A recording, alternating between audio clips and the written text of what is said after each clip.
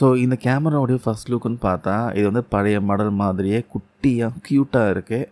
ஆனால் வந்து வெயிட் கொஞ்சம் அதிகம். அதுக்கு வந்து என்ன காரணம் கேட்டிங்கன்னா, இந்த அல்ட்ரா மாடலில் ஒரு பெரிய மாற்றத்தை வந்து கொண்டு வந்திருக்காங்க.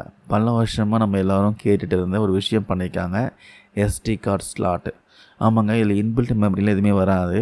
நீங்கள் அடிஷ்னலாக ஒரு எஸ்டி கார்டு வாங்கி தான் போடணும். மேக்ஸிமம் பார்த்தீங்கன்னா 2 டெராபைட்ஸ் வரைக்கும் சப்போர்ட் பண்ணோம். பார்த்துக்கோங்க, அந்தளவுக்கு மெமரி கெப்பாசிட்டி கொடுத்துருக்காங்க. அடிஷ்னலாக நீங்கள் வாங்கி போட்டுக்கலாம். இதுக்கு முன்னாடி விட்ட பழைய மாடல் மாதிரி இன்டர்னல் ஸ்டோரேஜ் நம்பி நீங்கள் இருக்க வேணாம். மெமரி கார்டு மாட்டிக்கலாம். ஸ்டோரேஜ் ஃபுல்லாகிடுச்சுன்னா நீங்கள் மெமரி கார்டு மட்டும் சேஞ்ச் பண்ணிகிட்டே இருக்கலாம்.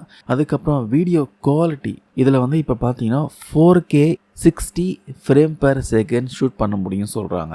முன்னாடி இருந்த மாடலில் 4K 30 ஃப்ரேம் பெர் செகண்ட் தான் வந்து இருந்துச்சு.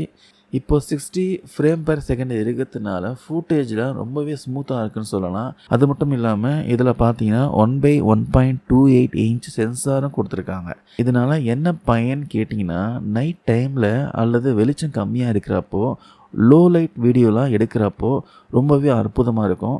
நாய்ஸ்லாம் இல்லாமல் ரொம்ப கிளியராக இருக்கும்.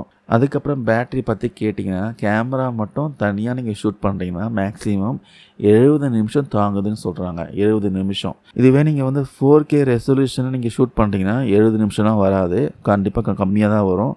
60 நிமிஷம் வந்தாலும் அதிகம் தான். ஆனால் இந்த ஆக்ஷன் பேட் கேஸில் போட்டு நீங்கள் யூஸ் பண்ணுறப்போ கிட்டத்தட்ட பார்த்தீங்கன்னா 3 மணி நேரம் வரைக்கும் ஷூட் பண்ணலாம் சொல்கிறாங்க.